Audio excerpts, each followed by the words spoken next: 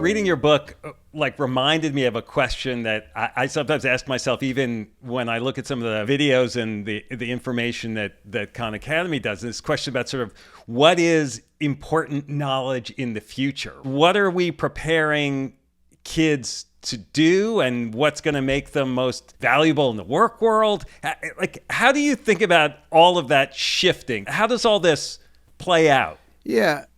Even when search first came out 20 or 25 years ago, there were a lot of people, and people have still made this argument, you could search for anything now. Kids don't have to learn as many facts or as much knowledge, and now you just have to know how to search. And now with ChatGPT or other AI tools, the argument becomes even stronger. Hey, this can draft your essay for you. It can kind of give you a business plan, whatever. The reality is it is going to be important to know how to use those tools, but in order to really be excellent at using those tools, you have to have a lot of knowledge yourself. I have seen the difference between how I can search when I have content knowledge versus when I see sometimes people who don't have the content knowledge. They oftentimes don't even find what they're looking for because they don't have enough context to search for the right words or to be able to evaluate the different sources they're getting and which one is more likely to be legitimate. And the same thing is going to happen with AI. So I say all of the above. It's as important as ever, or more important than ever, to learn the fundamentals, the reading, writing, arithmetic, so to speak, and the content knowledge. I'm not one of these people who think memorization is a dirty word. I think it needs to be more than just memorization, but I think it is very valuable to have a lot of content in your head. You're going to be a better tool user.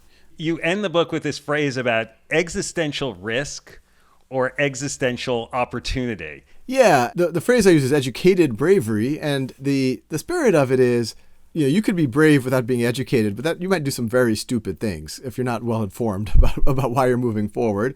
Or you can be very informed and very educated, but not very brave. In fact, educated people are some of the best people at figuring out all the reasons not to do something. And the best is to have a healthy tension between the two. When we started seeing this technology and seeing all the opportunity, it was also very obvious to us that there's a lot of potential risks here. And I think there are, in fact, even inside of Khan Academy, there were folks who were like, hey, we should just not deal with this stuff. We should just ignore it.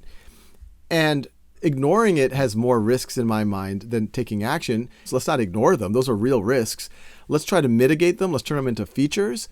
But let's move forward because there's so much opportunity here. And if we think about it on a higher level, people like to philosophize and should it be regulated, et cetera, et cetera. And I'm very clear about it. This is not a flip of a coin. We are all actors in this game.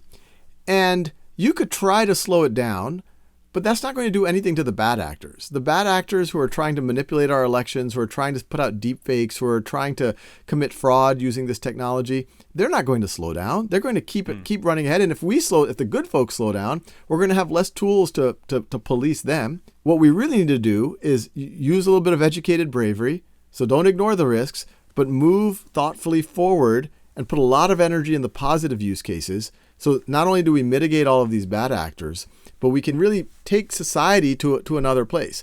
And part of it is, some of the risks of AI aren't because of bad actors. A lot of folks think about things like job dislocation.